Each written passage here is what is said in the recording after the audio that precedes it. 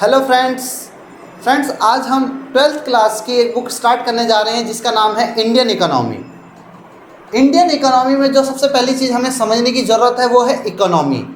तो इकोनॉमी क्या होता है इसके बारे में थोड़ा समझेंगे। पहले इकोनॉमी एक ऐसा प्लेस है जहाँ से कोई भी पर्सन अपने लिए लिविंग्स अर्न करता हो, यानी एक ऐसा स्थान जहाँ से आप अपने जीवन जीने के लिए रिसोर्सेस यानी संसाधन अर्जित करते हो।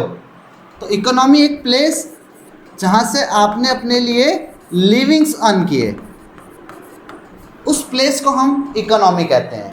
हर कंट्री की अपनी एक इकोनॉमी होती है जहाँ पे वो पर्सन्स आकर के वर्क करते हैं और यहाँ से अर्न करते हैं। तो इंडिया की एक इकोनॉमी है जिसे हम इंडियन इकोनॉमी कहते हैं। क्लियर? यहाँ से अब हमें समझना है भाई कि देश आज़ाद होता है और आज़ादी से अब तक, यानी देश की आज़ादी हमें मिली 15 अगस्त 1947 1947 में, और अभी तक 2021 तक जो भी चीज़ें हमारी इकोनॉमी में हुई है उन सभी चीज़ों को हमें इंडियन इकोनॉमी वाली बुक में पढ़ना है। तो ये बुक बहुत ज़्यादा इंटरेस्टिंग होने वाली है, इसलिए इस वीडियो में आप लास्ट तक बने रहें जहाँ पे हम इसके फर्स्ट चैप्टर को स्टार्ट करने जा रहे हैं। लेकिन उससे पहले आपको थोड़ी इंडियन इकोनॉमी के बारे में इंटरेस्टिंग फैक्ट्स बता दूं कि जो हमारी इंडियन इकोनॉमी है वो आज के टाइम में वर्ल्ड में 193 के करीब हमारी कंट्रीज़ हैं, उनमें से इंडियन इकोनॉमी की जो रैंक है वो है 6th, 6ठे नंबर पे हमारी इकोनॉमी है। लगभग 2.8 ट्रिलियन डॉलर्स की हमारी इकोनॉमी है। तो इस इतनी बड़ी इकोनॉमी के साथ हम 6th नंबर पे हैं और बहुत जल्दी हम उम्मीद करते हैं कि भाई 2025 तक हम 5th रैंक भी अपना लेंगे और 2030 तक हमें 3rd रैंक भी मिल जाएगी अगर हम इसी तरह से ग्रोथ करते रहे। लेकिन थोड़ी सी समस्या हमारे साथ कोरोना की वजह से हो चुकी है, तो उसको हम साइड रखेंगे। उसके अलावा जो हमारी इकोनॉमी है भैया, इंडियन इकोनॉमी, इस पूरी बुक में हमें पढ़ना है कि 1947 से 2021 तक की हमारी इकोनॉमी में क्या क्या सिचुएशंस रही हैं, क्या क्या हमने इस पे अचीव किया है, उन सब के बारे में हमें यहाँ से डिटेल से पढ़ना है। तो चलते हैं हम अपने पहले चैप्टर की ओर, जो है Indian economy on the eve of independence, यानी स्वतंत्रता प्राप्ति के समय भारतीय अर्थव्यवस्था। आज़ादी के समय जो हमारी इकोनॉमी थी उसके बारे में हमें यहाँ पे थोड़ा सा समझना है कि जब देश आज़ाद हुआ 15 अगस्त 1947, तो उस समय हमारी इकोनॉमी की क्या सिचुएशंस थी, क्या कंडीशंस थी, उनके बारे में हमें इस चैप्टर में पढ़ना है। तो इस चैप्टर में जो हमारे सामने आने वाले टॉपिक्स हैं उनके बारे में एक बार देख लीजिए। तो सबसे पहला जो टॉपिक हमें देखना है यहाँ पे वो है एग्रीकल्चरल सेक्टर, यानी हमारी इकोनॉमी जो बेस थी बेसिकली एग्रीकल्चर के ऊपर बेस्ड इकोनॉमी थी। हमें पता है कि हमारा देश कृषि प्रधान देश है, तो सबसे पहला जो टॉपिक हम पढ़ेंगे यहाँ पे वो एग्रीकल्चर के ऊपर पढ़ेंगे। सेकंड पॉइंट आता हमारा इंडस्ट्रियल सेक्टर, यानी इंडस्ट्रीज़ के बारे में, इंडस्ट्रीज़ की क्या सिचुएशंस थी उसके बारे में हम सेकंड टॉपिक में देखेंगे। थर्ड टॉपिक होगा हमारा फॉरेन ट्रेड, यानी विदेशियों से हमारा क्या संबंध था, विदेशी व्यापार कितना था हमारा।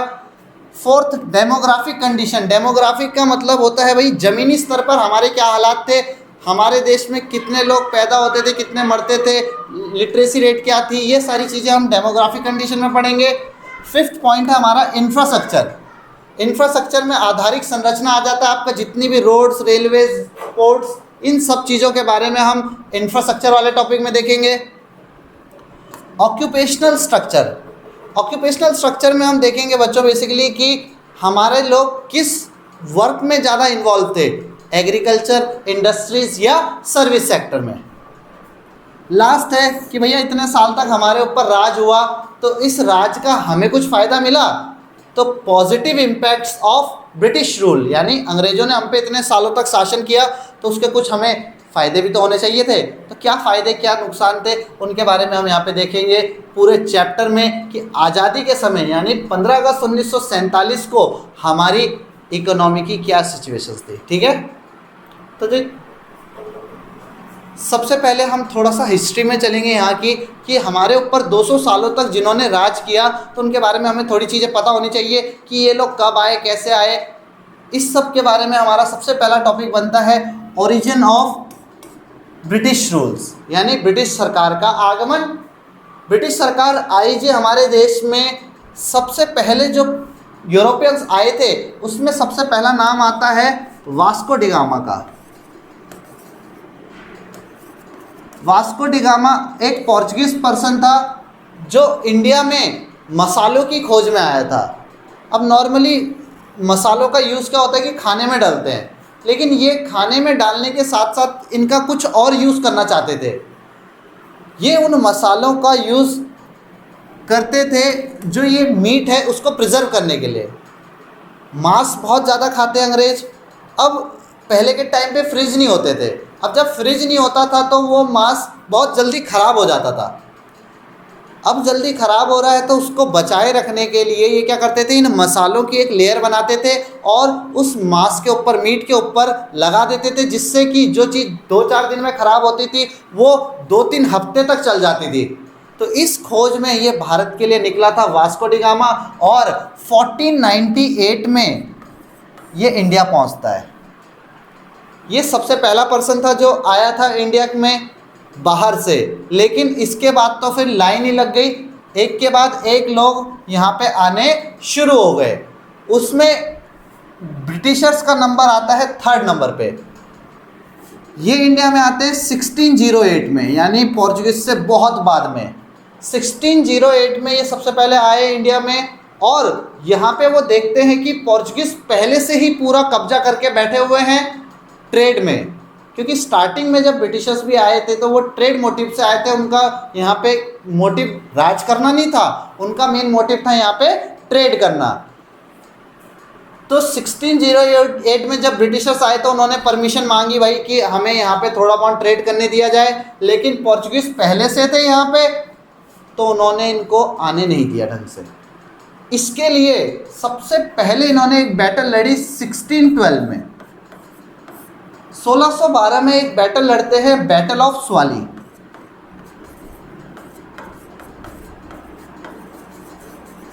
स्वाली की लड़ाई लड़ी गई भैया 2 लोगों के बीच में, एक थे ब्रिटिशर्स और दूसरी तरफ थे पोर्चुगीज। अब ब्रिटिशर्स दिखाना चाहते थे हमारे देश के राजाओं को, जैसे औरंगजेब हो गए, जहांगीर हो गए, इन सबको, कि भाई पोर्चुगीज से ज़्यादा पावरफुल ब्रिटिशर्स है। इसलिए ये पहली बैटल लड़ते हैं 1612 में, और इस बैटल में पोर्चुगीज हार जाते हैं और ब्रिटिशर्स जीत जाते हैं। इनकी इस जीत के साथ अब इंडिया में इनके लिए ट्रेड करना बिल्कुल आसान हो गया। हमारे देश के राजाओं ने भी इनको परमिशन दे दी, भाई ये पोर्चुगीज से ज़्यादा शक्तिशाली हैं, तो चलो जी तुम अब इनकी जगह पे तुम ट्रेड कर सकते हो। धीरे धीरे जब ये ट्रेड करने लगे तो इनका इंटरेस्ट बढ़ा कि अब क्यों ना हम अपना एडमिनिस्ट्रेशन भी यहाँ पे सेटअप कर लें। तो जो अगली लड़ाई लड़ी जाती है वो होती है 1757 में, यानी 100 सालों के बाद। स्टार्टिंग में आराम से इन्होंने ट्रेड किया। स्टार्टिंग में इनका कोई मोटिव नहीं था कि हमें यहाँ पे राज करना है, क्योंकि उस टाइम तक हमारे यहाँ पे जो राजा थे वो भी काफ़ी बड़े बड़े थे, जहांगीर जैसे, औरंगजेब जैसे, बहादुर शाह जफर जैसे। तो इन लोगों को हटाना मुश्किल था, लेकिन जो उनके बाद उनकी संतानें आई वो बड़ी निकम्मी थी और उनको हराना बहुत आसान हो गया था इनके लिए। तो इसलिए 1757 में सबसे पहले इन्होंने इंडिया के एक प्रोविज़न, जिसे हम बंगाल कहते हैं, बंगाल में अटैक किया। उस टाइम पे बंगाल में जो प्रिंस था उसका नाम था सिराजुद्दौला। तो भाई 2 तरफा लड़ाई होती है, एक तरफ होते हैं ब्रिटेन के ऑफिसर्स, दूसरी तरफ है सिराज जो उस टाइम का वहाँ का राजा था। ब्रिटेन की तरफ से आर्मी को लीड करने वाले पर्सन का नाम है भाई रॉबर्ट क्लाइव। आप क्लाइव याद रखना, आपसे कभी पेपर में नहीं पूछेगा, ये सिर्फ मैं आपको नॉलेज के लिए बता रहा हूँ कि आपको कम से कम ये तो पता होना चाहिए ना कि 200 सालों तक जिसने राज किया तो वो लोग कैसे यहाँ पे इस्टेब्लिश हुए। क्लियर? यहाँ से हमें समझना है भाई कि किस तरह से क्लाइव ने इतनी बड़ी आर्मी जो सिराज की थी उसको कैसे हरा दिया। तो देखो जी, ब्रिटिश जो स्टार्टिंग से उनका एक सिंपल सा रूल था डिवाइड एंड रूल, फूट डालो और राज करो की नीति। तो यहाँ पे भी इन्होंने डिवाइड एंड रूल को फॉलो किया। और सिराज का जो सेनापति था, सिराज का जो सेनापति जिसका नाम था भाई मीर जाफ़र, इन्होंने क्या किया, मीर जाफ़र को अपनी साइड कर लिया। अब सिराज अकेला पड़ गया, सेनापति ब्रिटिश गवर्नमेंट की साइड आ गया। तो अब ब्रिटिश गवर्नमेंट को बंगाल को एरिया को जीतने में कोई मुश्किल नहीं हुई। उन्होंने इजीली सिराज को मार दिया और मीर जाफ़र को ये कह करके अपनी साइड कर लिया कि अगर हम जीते तो अगले जो किंग बनोगे वो आप बनोगे। तो मीर जाफ़र यहाँ से पूरी तरह मिल गया ब्रिटिश गवर्नमेंट के साथ। और 1757 में बंगाल पे अटैक हुआ। उस अटैक को हम जानते हैं भैया बैटल ऑफ प्लासी के नाम से। प्लासी का युद्ध 1757 में लड़ा गया। यहीं से ही एक तरह से ब्रिटिश गवर्नमेंट की हुकूमत स्टार्ट हो चुकी थी। और यहाँ से 1757 से लेकर 1947 तक 190 साल होते हैं आपके करीब। और इसी को हम कहते हैं हमारे ऊपर किए गए 200 साल का शासन जो था। 190 को हम 200 में कन्वर्ट कर देते हैं, राउंड फिगर कर देते हैं। क्लियर।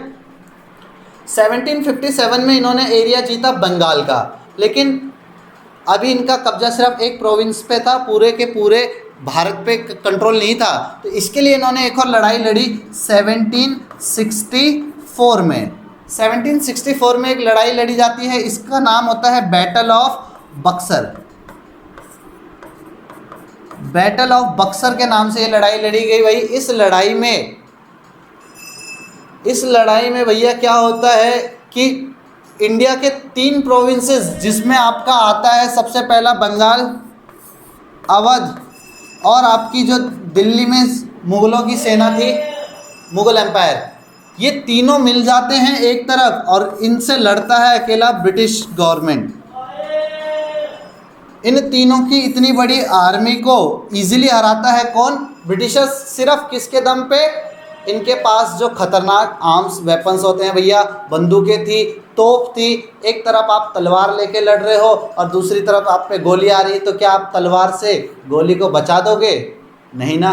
तो भैया यहाँ पे भी बैटल ऑफ बक्सर को जीत जाते हैं कौन?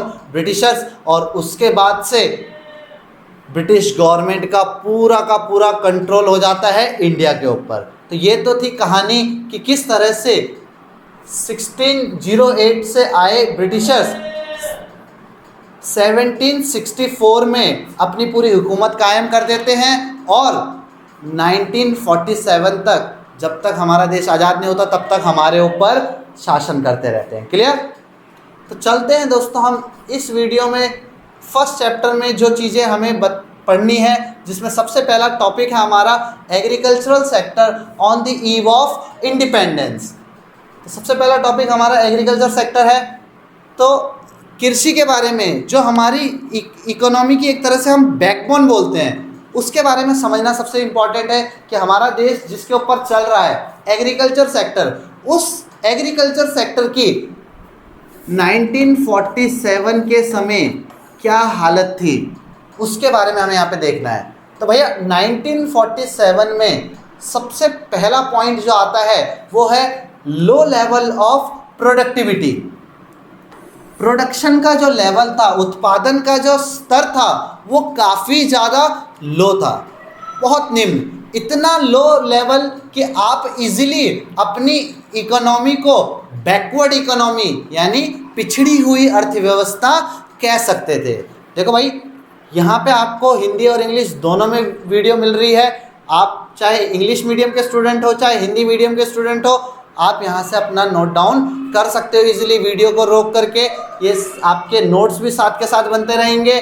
तो भाई सबसे पहला पॉइंट है आपका लो लेवल ऑफ प्रोडक्टिविटी यानी उत्पादन का निम्न स्तर। हमारा देश एरिया के हिसाब से इतना बड़ा देश है कि जो वर्ल्ड में 7th रैंक इसकी आती है, 7th रैंक पे है एरिया के हिसाब से। 7th सबसे बड़ी कंट्री आपकी इंडिया है।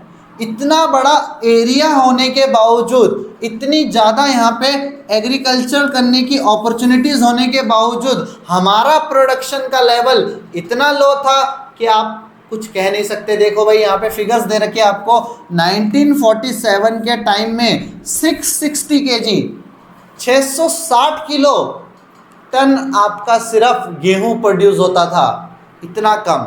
जबकि उसी को कंपेयर करते हैं हम 2016-17 के डेटा से, तो वही सेम एरिया, बल्कि पहले से एरिया अब कम हो चुका है, ज़्यादातर एरिया पे अब लोगों ने घर बना लिए, कल्टीवेशन लैंड कम हो चुका है, लेकिन उसके बावजूद आपके जो फिगर्स हैं वो कहीं गुना बढ़ चुके हैं भाई।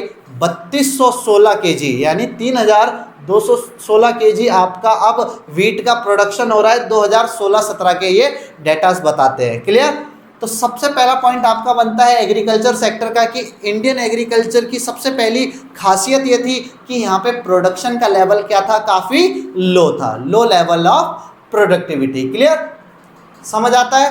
इतना बड़ा एरिया होने के बावजूद, इतनी सारी आपके पास सॉइल्स है, चाहे आपके पास इस एरिया में एलोवियल सॉइल हो, इस एरिया में आपके पास रेड सॉइल हो, यहाँ पे आपके पूरे प्लेट्यू एरिया में ब्लैक सॉइल होती है, इतनी अच्छी अच्छी सॉइल्स होने के बावजूद हमारे जो एग्रीकल्चर का प्रोडक्शन था वो काफ़ी लो था।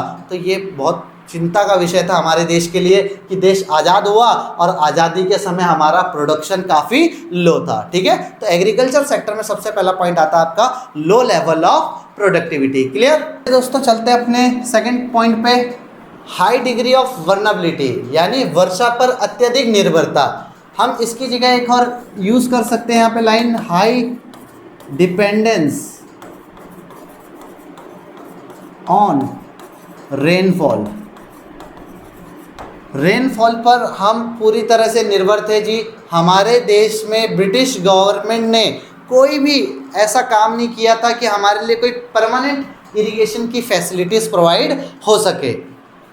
पूरी तरह निर्भर थे हम भैया बारिश पे। अगर बारिश होगी तो हम खेती कर पाएंगे और अगर नहीं होगी तो फिर गए राम। यहाँ पे आपको एक मूवी का सीन दिख रहा होगा, लगान। लगान मूवी में आपने देखा होगा, जिस भी बच्चे ने भाई ये मूवी नहीं देखी तो एक बार ज़रूर देख लेना, काफ़ी मस्त मूवी है और इस चैप्टर को समझने में भी काफ़ी आपको एक तरह से फील करवाएगी कि आज़ादी के समय हमारी क्या सिचुएशन थी, खासकर एग्रीकल्चर सेक्टर की। तो इस मूवी को एक बार ज़रूर देखना भाई। इस मूवी में आप देखोगे एक गाना है जो बारिश के ऊपर है कि जब लोग गाना गाते हैं उसके बाद बारिश होती है। तो पहले के टाइम के जो हमारे लोग थे वो काफ़ी पुरानी सोच वाले थे। वो सोचते थे भैया कि एक भगवान है इंद्रदेव और उसे खुश कर देंगे तो भगवान इंद्रदेव को खुश करके बारिश हो जाएगी दबा के। लेकिन आपको भी पता है और मुझे भी पता है कि ऐसा कुछ नहीं होता।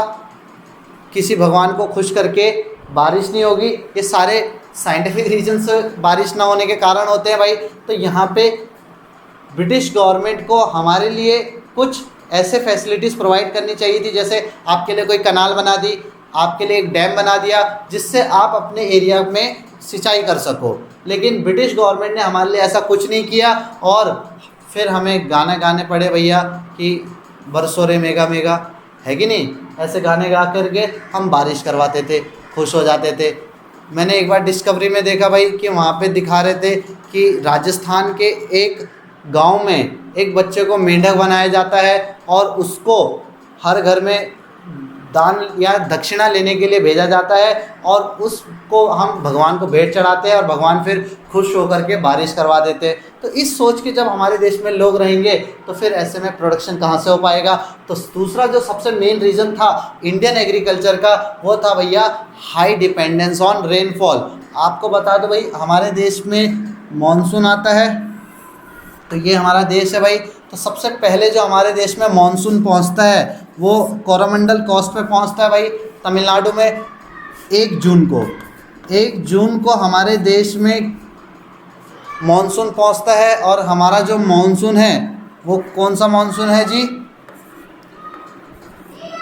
साउथ वेस्ट मानसून आता है हमारे देश में नीचे से ऊपर की ओर। और उसके बाद जिस जिस एरिया में हमारे बारिश होने की चांसेस ज़्यादा होते हैं, तो आप देखते ही हो वहाँ पे बारिश होती है, लेकिन जैसे राजस्थान वाले एरिया कुछ है वहाँ पे बारिश नहीं हो पाती, तो उसके लिए हमें कुछ इरिगेशन की फैसिलिटीज़ प्रोवाइड करनी चाहिए थी, लेकिन ब्रिटिश गवर्नमेंट ने हमारे लिए ऐसा कोई प्रबंध नहीं किया। उनका सिर्फ़ और सिर्फ मोटिव होता था हमें यहाँ से लूटना और अपने देश को अच्छा डेवलप बनाना। क्लियर? तो सेकंड पॉइंट हमारा बनता है high dependence on rainfall. Clear? चलते हैं अपने थर्ड पॉइंट की ओर। Edge between owner of the soil and tiller of the soil, यानी जो ज़मीन को जोतने वाले हैं, यानी ज़मीन के मालिक, तो उनके बीच और जो टिलर्स हैं हमारे ओनर्स और टिलर के बीच में क्या रहती थी, हमेशा एक लड़ाई रहती थी।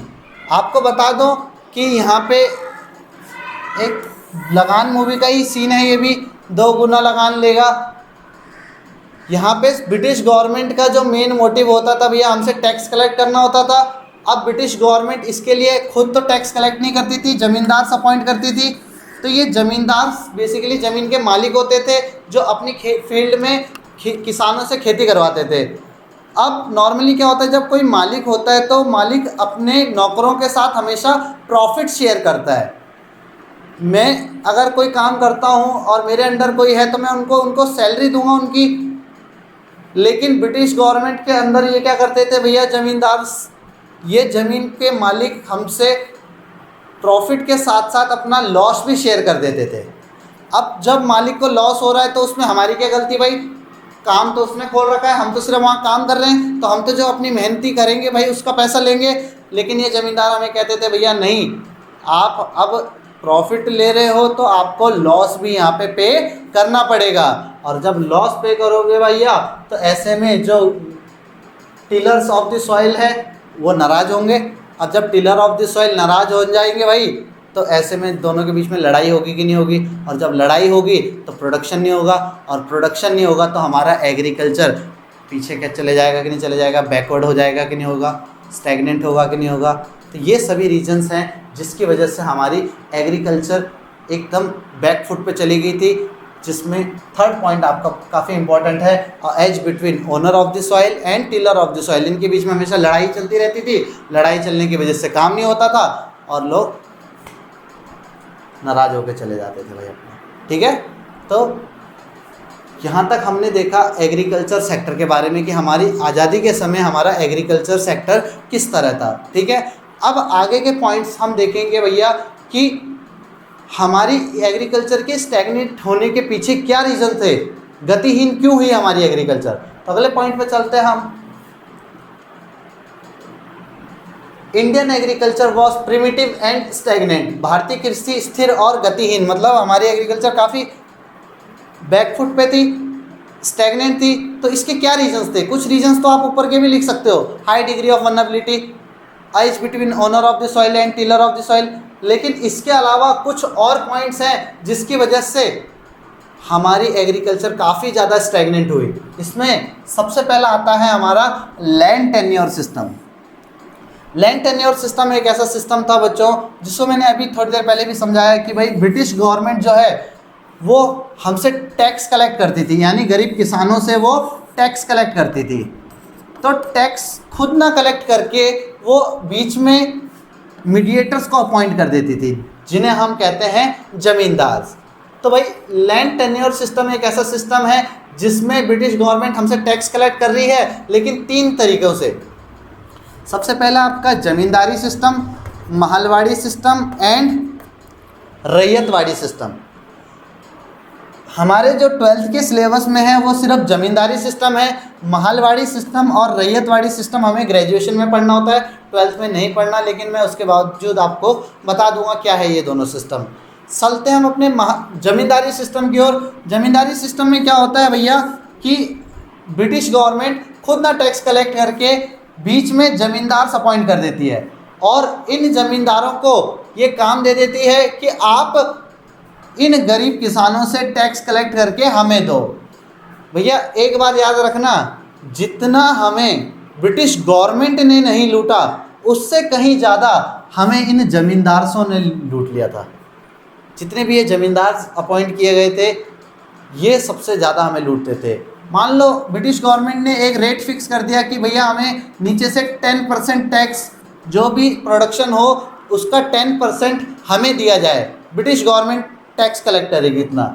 लेकिन जब इन्होंने इन ज़मींदारों को अपॉइंट किया और इनसे कहा भाई कि तुम उतना % टैक्स नीचे से लो, लेकिन ये ज़मींदार क्या करते थे भाई, गरीब किसान से, क्योंकि ये गरीब किसान इन्हीं की ज़मीनों पे खेती करते थे, तो ये ज़मींदार इनसे 50% तक टैक्स कलेक्ट कर लेते थे, हाफ ऑफ द प्रोडक्शन अपने पास रख लेते थे और ब्रिटिश गवर्नमेंट को थोड़ा सा 10% दे देते थे। तो असल मायने में जो हमें एक्सप्लॉइट किया वो किया हमारे ज़मींदार ने। क्लियर? तो सेकंड जो आपका ये बीच में ज़मींदार जो है, मीडिएटर्स हम इनको बोल सकते हैं भाई, तो इन्होंने सबसे ज़्यादा ब्रिटिश गवर्नमेंट को एक्सप्लॉइट किया। क्लियर? सॉरी, पीसेंट्स को। Commercialisation of agriculture. तो देखो भाई, कॉमर्शलाइजेशन ऑफ एग्रीकल्चर का मतलब है कि ब्रिटिश गवर्नमेंट ने हमें एक अच्छी चीज़ तो सिखाई कि आप सिर्फ खुद के लिए मत उगाइए, आप इसको बेचने के लिए उगाइए। लेकिन इन्होंने हमसे ऐसी चीज़ें उगवाई, फिर ऐसी चीज़ों को एग्रीकल्चर करने के लिए कहा जो उनके मोटिव के लिए थी। तो भाई अपने नवाज भाई को देख रहे हो, भाई ने चिलम भर रखी है फुल। ब्रिटिश गवर्नमेंट हमसे ओपियम, इंडिगो ऐसी फसलों को उगाने के लिए बोलती थी जिससे उनका फ़ायदा होता था। इंडिगो का यूज़ करते थे वो शर्ट को कलर करने के लिए, और ओपियम का यूज़ करते थे वो चिलम भरने के लिए। क्लियर? तो दोनों ही शौक ब्रिटिश गवर्नमेंट के ख़तरनाक थे, क्योंकि ब्लू जीन्स भी वहीं से ही आई और ये धूम्रपान भी वहीं से ही आया। एक डिस्क्लेमर देना पड़ेगा भैया कि धूम्रपान करना कानूनी जुर्म है। क्लियर? Commercialisation of agriculture. तो भैया commercialisation of agriculture means production of crops for sale in the market rather than for self consumption. यानी अभी तक जो चीज़ हम अपने लिए उगा रहे थे वो खुद के लिए ना करके किसके लिए करना है, बेचने के लिए। लेकिन ऐसी चीज़ें उगाओगे भैया तो हमारी एग्रीकल्चर स्वाह हो जाएगी। आपको पता है इंडिगो की वजह से महात्मा गांधी ने आंदोलन भी किया था चंपारण में, क्योंकि इस एग्रीकल्चर की एक खासियत थी भैया, इस फसल की एक खासियत थी क्रॉप की, कि एक बार जिस खेत में ये उग जाती थी उसके बाद आप यहाँ पे दोबारा कोई और चीज़ नहीं प्रोड्यूस कर सकते थे। तो इतनी खतरनाक फसल होने की वजह से इंडियन जो एग्रीकल्चर है वो एक तरह से बैकवर्ड हो गया, स्टैग्नेंट हो गया। क्लियर? तो कॉमर्शलाइजेशन ऑफ एग्रीकल्चर दूसरा रीज़न है जिसकी वजह से हमारी इंडियन एग्रीकल्चर काफ़ी ज़्यादा स्टैग्नेंट रही। Clear? Third point, partition of the country, देश का विभाजन। ये बहुत इंपॉर्टेंट पॉइंट है भाई। आपको पता है कि जब भारत आज़ाद हुआ तो उसमें से दो देश बने, एक पाकिस्तान और एक इंडिया। पाकिस्तान भी दो पार्ट्स में डिवाइड हुआ, एक वेस्ट पाकिस्तान और एक ईस्ट पाकिस्तान। जिन बच्चों को ना पता हो कि आज का जो बांग्लादेश है वो पहले पाकिस्तान था, वो याद रखें भैया कि 1971 में पाकिस्तान से अलग करके बांग्लादेश बनाया गया। उससे पहले तक वो ईस्ट पाकिस्तान कहलाता था और ये आज का जो पाकिस्तान है ये वेस्ट पाकिस्तान कहलाता था। क्लियर? देश के बंटवारे में हमारे एग्रीकल्चर पे जो सबसे एडवर्स इफेक्ट पड़ा वो इस पार्टीशन की वजह से ही पड़ा। आप देख रहे होंगे पहले मैप में, ये हमारा पंजाब वाला एरिया है, ये इंडिया का पंजाब है और ये पाकिस्तान का एरिया है। ध्यान से देखिए, यहाँ पे 1 2 3 4 5 और 6 नदियाँ, जिनमें नदियों के नाम है भैया इंडस, झेलम, चेनाब, रावी, ब्यास और सतलज। ये 6 प्रमुख नदियाँ जो निकलती तो भारत से हैं, लेकिन जैसे ही वो इंडिया की बॉर्डर्स पार करती है यहाँ पे, तो वो पहुँच जाती है कहाँ? पाकिस्तान। हमारे देश की 5 प्रमुख नदियाँ कहाँ चली गई भैया बंटवारे में? पाकिस्तान में चली गई, जिससे हमारा जो वेस्टर्न एरिया है, ये पूरा वेस्ट इंडिया है, ये पूरा एक तरह से सूखे के ग्रस्त में आ गया, जिसमें आपका हरियाणा, पंजाब, राजस्थान, गुजरात इस पूरे एरिया में पानी की बहुत ज़्यादा कमी हो गई और यही एरिया हमारा एक तरह से प्लेन्स में भी आता था, जहाँ पे हमारा एग्रीकल्चर कहीं ज़्यादा हो सकता था, लेकिन नदियाँ सारी बंटवारे में जाने की वजह से हमारे लिए मुसीबत का समय हो गया। क्लियर? तो एक रीज़न आपको पता चलता है कि आपकी जो एग्रीकल्चर है वो स्टैग्नेंट होती है पार्टीशन की वजह से। ये तो रही एक एरिया की बात। दूसरा एरिया इससे भी ज़्यादा खतरनाक था, बांग्लादेश ये वाला एरिया। इस एरिया की खासियत ये थी भैया कि यहाँ पे दुनिया का सबसे बड़ा डेल्टा फॉर्म होता है। डेल्टा क्या होता है थोड़ा सा समझ लीजिए। एक डेल्टा क्या है? डेल्टा बच्चों एक ऐसा प्लेस होता है जो एकदम समुद्र के पास, जब कोई नदी समुद्र में जाती है तो वो वहाँ पर पहुँचकर फैल जाती है और अपने साथ जो डिपॉजिट्स लेके आती है उसको यहाँ पे छोड़ देती है। तो जितने एरिया पे ग्रीन वाला देख रहे हो ये सारी मिट्टी है। ये वो सारी मिट्टी है जो अलग अलग नदियों के द्वारा समुद्र में जाने से पहले छोड़ दी गई थी। और इस मिट्टी की एक सबसे खासियत ये होती है कि ये सबसे ज़्यादा फर्टाइल होती है। सबसे ज़्यादा फर्टिलिटी लेवल होने की वजह से ये जो सुंदरवन डेल्टा है, दुनिया का सबसे बड़ा डेल्टा, ये चले जाता है बंटवारे में आज के बांग्लादेश में। कहाँ चले जाता है? आज के बांग्लादेश में। यानी जो सारा फर्टाइल एरिया है, बंगाल वाला रीजन था हमारा था, वो सारा बांग्लादेश में चला गया और इससे सारी की सारी समस्या हमारी एग्रीकल्चर पे आ गई। आपको ये जान के हैरानी होगी कि भैया सिर्फ इस सुंदरवन डेल्टा की मदद से बांग्लादेश आज के टाइम में जूट के प्रोडक्शन में बांग्लादेश नंबर 1 है। और ये सारा का सारा जूट इंडिया वाले ही लेते हैं इनसे, क्योंकि बंटवारे में एग्रीकल्चर एरिया तो बांग्लादेश के पास चला गया, लेकिन जितनी इंडस्ट्रीज थी जूट वाली वो सारी हमारी कोलकाता वाला एरिया जो है हमारा वहाँ आ गई। तो जी तीसरा जो रीज़न है पार्टीशन ऑफ द कंट्री, देश का विभाजन, उसकी वजह से आप देख सकते हो कि किस तरह से हमारा एग्रीकल्चर सेक्टर काफ़ी ज़्यादा स्टैग्नेंट और पिछड़ा हुआ हो गया। क्लियर? तो दोस्तों यहाँ पे हमारा एग्रीकल्चर वाला टॉपिक पहला ख़त्म हो चुका है। नेक्स्ट वीडियो में हम बनाएंगे इंडस्ट्रियल सेक्टर के बारे में कि आज़ादी के समय हमारा इंडस्ट्रियल सेक्टर कैसा था।